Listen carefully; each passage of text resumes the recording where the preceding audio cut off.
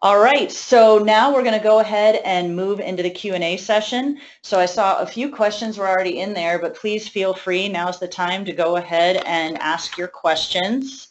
We'll go ahead and get started here, but feel free to keep typing. What is the accuracy of GeoJot Plus? So GeoJot Plus provides whatever accuracy the mobile device is supplying.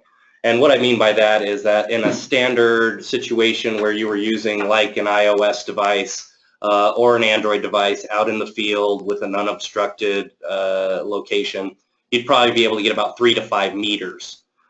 We do support, though, Bluetooth connection to external devices, the Juniper Geode, the Trimble R1, Bad Elf units, SX Blue units, and those can be connected to the mobile device, and they replace the location services that the OS on the device is providing to GeoJot with the higher accuracy signal.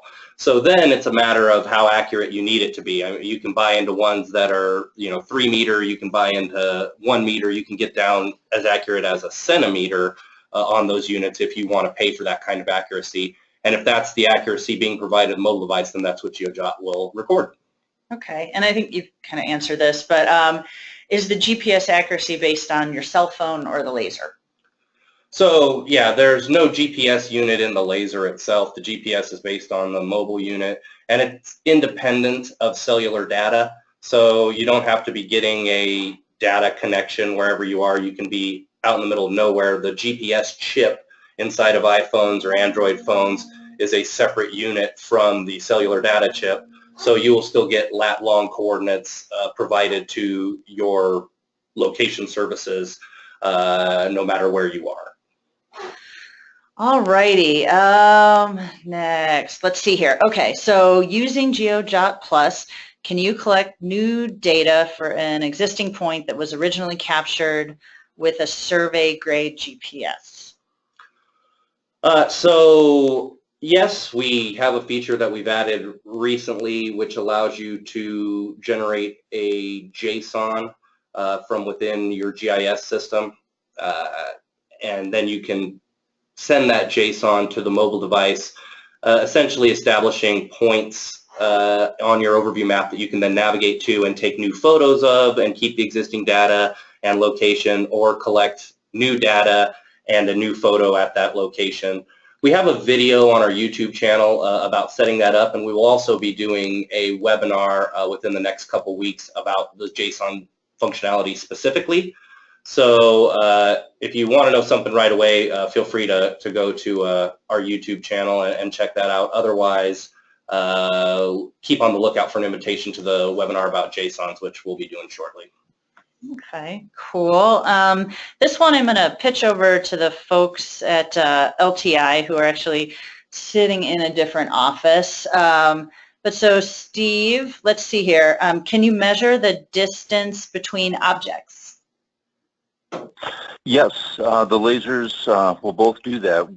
During the presentation, we went over measuring the heights, which is essentially distance between two objects, and that missing line routine that I mentioned there is really the one that will do that. Now you have to understand which of our units that you're using. The Model 200 would only be able to measure distance between 2 points horizontally if they were in line with each other, so to speak. But it can, on the other hand, measure the vertical distance, that vertical separation between 2 points at any location. And then the 360 models that we offer with the compass are the ones that will give you complete flexibility there to measure both vertical distances and horizontal distances between 2 points. So yeah, to that point, Steve, I just shot a missing line routine with the laser and to show them what pops up in GeoJot. So if you're in your field for data entry and you shoot your missing line routine, you're going to see all of the information that was collected there, my difference in vertical distance, the slope distance, the inclination, the grade, and then I can choose which one of these I want to fill into the slot that I just shot, and if I pick that, then it will go ahead and fill that in, and you can save it and move on to the next shot that you need to do. So unlike when I showed in the demo that when you're shooting like a horizontal distance height measurement, you only get one option. When you shoot a missing line measurement, you'll get a series of options and you can pick whatever one you need to record. Cool. All right. Can you have multiple items Bluetooth to a device? Seeing that I would want a Bluetooth, a laser, as well as a GPS unit. Yeah, certainly. You can have multiple devices connected at once. Essentially what's going on there on a Bluetooth connection, when you're connected to the GPS device, it's talking to the mock locations of the phone's operating system. It's just providing location. You can have another Bluetooth device hooked up like the laser. It'll be providing its measurements into GeoJot. And we have numerous clients that are out there using multiple Bluetooth devices at the same time. Okay, here's another one that I'll pitch over to Steve at LTI. So there are questions about the cost of the laser. Right. Yeah, and I see another one here where they're asking about the accuracy of the laser shots as well. Yeah, go ahead and Tyler mentioned the accuracy. Yeah, Tyler mentioned the accuracy of the GPS information, and that would, describe the location of that pole. But then as far as the height accuracies, let's say, for an example, inventorying that pole, the 200X model that we're showcasing here in this presentation with the iOS capability is our most accurate device, and it has a 2-inch distance accuracy, and then you get some inaccuracy from the tilt sensor as well for these vertical height measurements. So, you may be a few inches off in the absolute height value measurement of, say, the total height on that pole, for example. However, it's important to note that the relative accuracy of multiple height measurements on the pole, you remember Tyler showed you the ability to set that distance and base angle and then just measure new top angles to each object. That relative accuracy between those measurements to the attachments is even tighter than that. You're down in the inch level. If you've got the unit set on a tripod, for example, to steady it up, and you're being real careful about your data collection. So they can be that accurate. Of course, LaserTech has a whole range of products. That 200X is our most accurate in the True Pulse line.